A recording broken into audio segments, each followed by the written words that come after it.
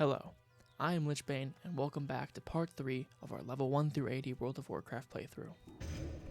We last left off by starting the quest The Escape. We are tasked with telling Mabel that we are able to get her letter to Tommy Joe, and we also give her an invisibility potion to help them meet up. She thanks us for helping her up to this point, and gives us 5 minor healing potions as a reward. Next, we started making our way to the Jasper Lode mine to complete the quest bearing the same name, which asks us to scout through the mine. On the way to the mine, we killed a mangy wolf and received a pattern for a red linen robe that we will not be using. We also came by a pack of murlocs and took them out to continue on our way to the mine. We finally arrived at the Jasper Lode mine, and after taking 20 steps inside, completed the quest, Scout through Jasper Lode mine. After completing that quest, we pushed further into the mine to see if Mother Fang had spawned. We found Mother Fang in the back of the mine, and after killing some mine spiders, were able to approach and easily take her out. She dropped some web-covered boots, which weren't that good, but it was better than what we had, so I put them on and went towards the mine's entrance. We left the mine and took a left towards the Brackwell Pumpkin Patch, and once we arrived, cleared out some of the local Defias bandits, and confronted Princess and her porcine entourage. We then killed Princess and took her brass collar. Since walking is super slow, we hurried back to the Lion's Pride Inn and sold some of our trash to get some extra coins. We took a small detour outside to turn in the quest to Jasper Lode Mine, and Marshal Dugan heard our report and was very surprised to hear that the mine was full of kobolds. Nevertheless, he thanked us for the report and gave us 3.5 silver as a reward. Next, we picked up the quest, Westburg Garrison Needs Help. Dugan tells us that the garrison on Elwynn's western border sent concerning reports of increased gnoll and thief activity in the area. Per usual, we were told that the garrison requested Stormwind soldiers, which Stormwind can't afford to send, so they're sending us. We are told to speak with Deputy Raynor to see what we can do to help. Instead of going to help Westport Garrison immediately, we went back into the inn's basement to pick up a quest from Redmond Marcotte, as well as an ability from our trainer. We talked to Redmond and picked up the quest Gaken Summons. We are told that Master Gaken summoned us for additional training. He tells us that we can find him in the basement of the Slaughtered Lamb Inn in Stormwind City. He also tells us to keep this to ourselves in order to keep word from spreading about the location. After picking that quest up, we learned Drain Soul, a damage over time spell that drains the soul of our target, dealing 55 shadow damage over 15 seconds. This spell also has the ability to give us 1 or more soul shards when using it to kill an enemy that gives us either experience or honor. We also got the spell Create Health Stone, which allows us to use our new soul shards to create health stones that allow us to heal. And we also got our rank 2 Demon Skin, which gives us even more armor, and our rank 2 Immolate, which deals more damage than before. Leaving the basement and the inn, we made our way to Stormwind, and after arriving in Stormwind, we went straight to the Dwarven District to turn in Elmore's task. We were then given the quest Stormpike's Delivery, where we are tasked with bringing Gringer Stormpike his finished, commissioned weapon in Loch Modan. We then took a short detour to the auction house to buy ourselves a wand and a dagger. We bought the giant tarantula fang dagger as well as the shadow wand so that we can stay strapped for what's coming.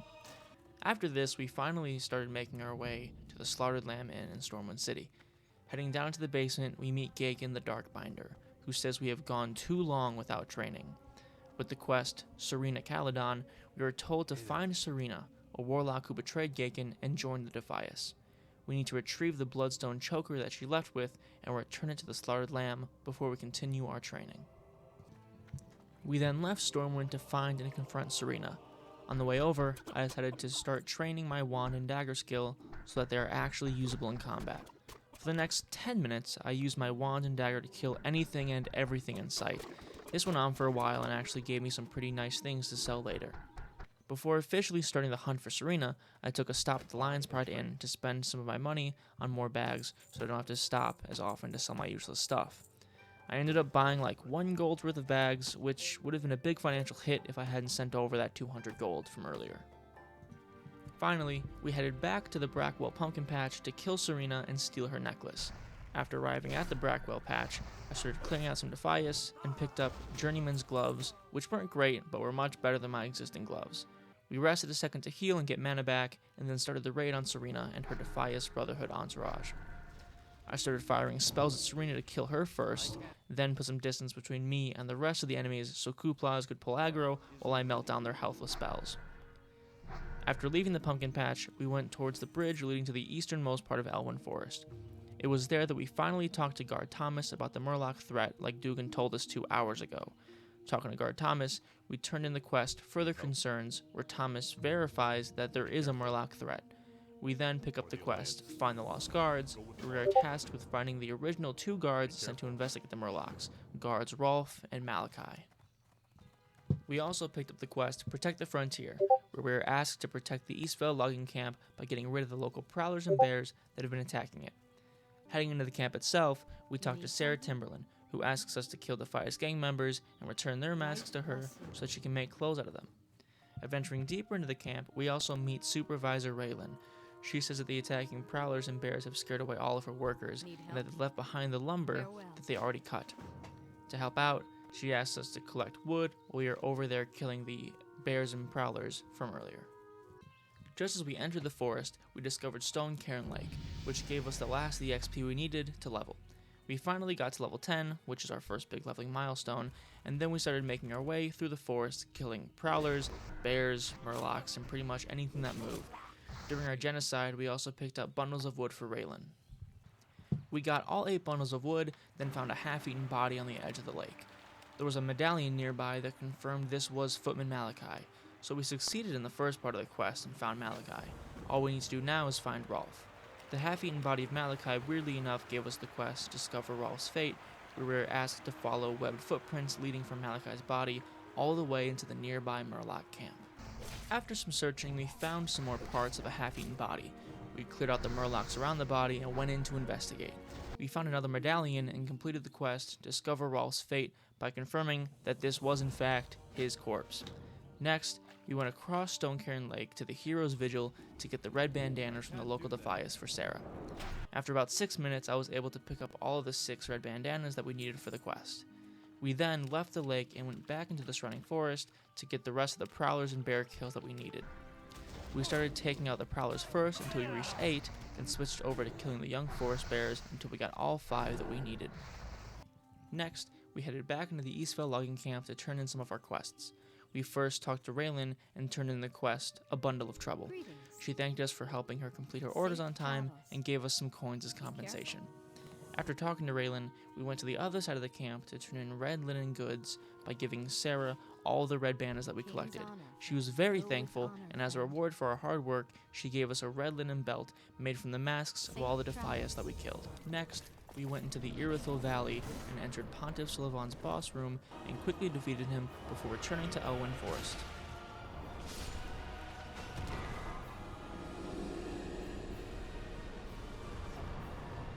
Leaving the camp, we went back towards Guard Thomas at the bridge to turn in the quests Report to Thomas and Protect the Frontier. After turning in the quest Report to Thomas, we were told that the deaths of Malachi and Rolf confirms that the Murlocs and Elwynn are a threat we can ignore no longer. With the quest Deliver Thomas's Report, we were told to go to Goldshire and make Marshal Dugan aware of Malachi and Rolf's deaths. Thomas's hope is that Dugan will see how dire the threat is and send someone out to deal with the Murlocs. The person sent out will most likely be us. After accepting that quest, we turned in Protecting the Frontier, where Thomas gives us 2 lesser healing potions as a thank you for clearing out the local prowlers and young forest bears. After completing or accepting all the quests Tom had to offer, I decided to go to Redridge. I figured that I was already at the eastern edge of Elwynn, so I might as well pick up the Redridge Mountain flight path to make travel easier for myself later on. We discovered 3 corners and officially entered Redridge Mountain. We got to the Flight Master, discovered the flight path, and got the hell out of there with our path set to Stormwind.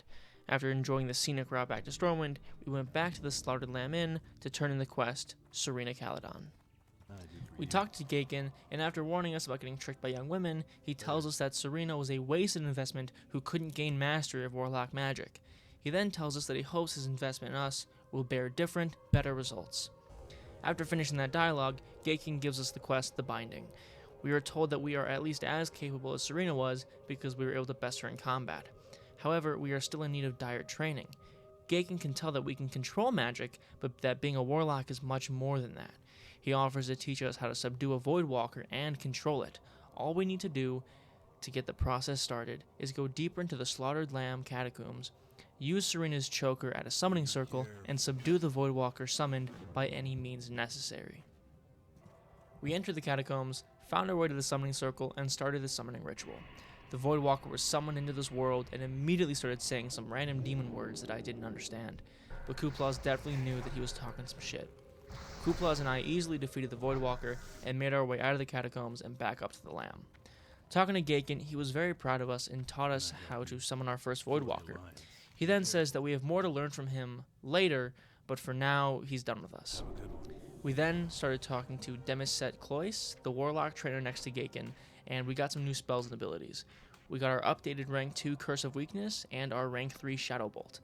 We then got a new spell, Health Funnel, which allows us to heal our Warlock pet using our own health as long as this spell is being channeled. After learning those new spells and abilities, we hearthed back to the Lion's Pride Inn, sold more useless stuff, and went outside to find an enemy to get some soul shards and summon our first Voidwalker. I was actually very excited to see what name we were going to get for our brand new demon. Going around to Crystal Lake, I found a level 7 Murloc Stream Runner and stole his soul. We then went back to the main road to summon our new minion and hopefully get a cool name. The spell took so long to cast and the anticipation was killing me. But finally, he was there. Cracktast. If I, Lichbane, am being completely honest, I fucking love this name. I laughed the second I saw it. Cracktast is our new personal brick wall to keep all enemies out. Cracktast then joined us to talk to Dugan and turn in the quest deliver Thomas's report. Our news troubles Dugan, but he wastes no time and gives us the quest, Cloth and Leather Armor, where he gives us a marker that we need to bring to Sarah in order to get rewarded with some new armor. This new quest is great, because we do nothing and get new armor. The only bad part is we have to walk all the way from Goldshire back to the Eastvale logging camp. You'd think that Sarah would come out here to celebrate our heroism and give us the armor herself, but I guess not. Because I was not in the mood for more walking, I went back to the Lion's Pride Inn and logged off for the day, to hopefully restart the next day with some rested XP. Logging back in the next day, we started our walk back towards the Eastvale logging camp. While heading back, we met up with Thomas again, and he had a new quest for us. He gave us the quest Bounty on Murlocs, where we finally will be rewarded for slaughtering Murlocs. We have to bring him back 8 torn Murloc fins, and then we get our choice of a new weapon. Continuing our journey to the logging camp, we talked to Sarah, gave her the marker, and picked out the well-stitched robe as our reward. We equipped our new robe and made a beeline for the nearest Murlocs with Cracktast. We cleared out the Murloc camp, getting our 8 torn fins, and headed back towards Thomas for our reward. Returning to guard Thomas, we turned in the quest Bounty on Murlocs, and he thanked us for allowing him to tell Marshal Dugan that the Murloc threat in eastern Elwynn is coming under control due to our actions. Since we were already this far east for our quest, I figured I might as well discover Ridgepoint Tower in the southeast corner of Elwynn. We had to return to the Stonefield Farm as well to continue our quests, so I figured I also might as well discover Gerard's Landing on the way to make our map of Elwynn more complete. This amount of extra walking took some time, but Cracktast is pretty fat, so he could definitely use it. We finally made it to the Stonefields farm, and after arriving, we talked to Ma Stonefield to turn in Princess Must Die. She was very happy that we killed Princess, making it so that their crops could survive another year. As a reward, she offered us a couple of boots or bracers, then let us get on our way. After leaving the Stonefield farm, we made our way to the final portion of Elwynn Forest, Westbrook Garrison, located in the westernmost edge of Elwynn. We turned in the quest Westbrook Garrison needs help and talked to Deputy Rayner, who was concerned about us not being a member of the army, but being sent by Marshal Dugan eased his concerns. He told us that the situation at the garrison is a stressful one and that he hopes we can lend him a hand. We picked up the quest Riverpaw Knoll Bounty, where Rayner tells us that the gnolls have infested the borders of Elwynn as well as the land surrounding Stonecairn Lake. He wants us to return to him with 8 of their painted armbands as proof of a kill. He also tells us that the Stormwind army will commend whoever completes his task, so of course we accept it and head out. Just before leaving the garrison, we found a wanted poster for Hogger. It says that a massive gnoll going by Hogger has escaped all attempts at capture, and that someone is needed to kill him and return his claw to Marshal Dugan. Obviously, this wouldn't be an Alliance human playthrough if we didn't kill Hogger. We accepted the bounty and made our way south towards the nearest gnoll encampment. After collecting 5 painted armbands, we found Hogger. We took a second to apply any possible buffs we had and then engaged. The fight went well at first with Hogger targeting Cracktast, but then I out-DPS'd his taunt and got targeted myself. He hit me for a good majority of my health, but we were able to take him out before he could kill us. We picked up Hogger's huge gnoll claw and went back to farming armbands. Shortly after killing Hogger, we got the last 3 armbands we needed, then went back to the garrison to turn in River Paul Knoll bounty. After turning in the quest to Raynor, he doesn't have much to say other than thank you. As a reward, we got the urchin's pants, then went back to Goldshire to turn in the bounty for Hogger. We are again commended for our deeds and offered rewards in the form of new armor or weapons. After turning that in, we stopped by the blacksmith to sell all the junk we acquired. And with that, we completed almost all the quests in Elwynn Forest, but we still had one more to do: Stormpike's delivery.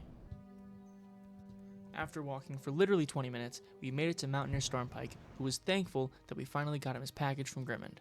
For our troubles and efforts, he gives us 7 silver pieces and 1500 XP. Before we go back to Elwynn, we picked up the Lochmadon flight path and flew all the way back to Stormwind. The flight back took a while, but after returning, we went back to the basement of the Lion's Pride Inn to pick up some new class abilities.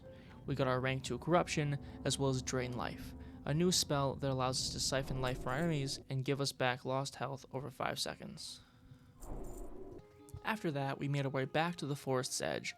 We completed the entirety of Elwynn Forest, and finally took our first steps into Westfall. And with that, we end Elwynn Forest and the video. Make sure to like and subscribe if you enjoyed, and I will see you all in the next video where we start our next zone, Westfall. Have a good one.